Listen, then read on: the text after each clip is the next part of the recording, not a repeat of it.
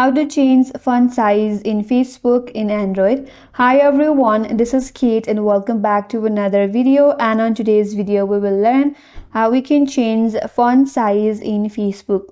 So without further ado, let's get started. Here, changing the font size in Facebook on Android device can be done by adjusting your device setting. So with that, the settings will be applied to all the application including Facebook. So with that on your mind, you can close the Facebook. Now open up settings in your device. So once you're under settings, scroll down and then tap on display. On the display, if you scroll down a bit, there you will have display size in text. You have to tap on it.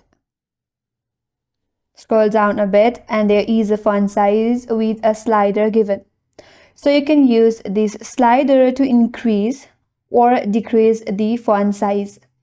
So according to your preferences, you can choose either to increase or decrease the font size, and this change will automatically apply to all the application including the Facebook. And that's all for today's video. Hope this video was helpful, and if you're new to our channel, consider subscribing. Thank you for watching and stay tuned for more videos.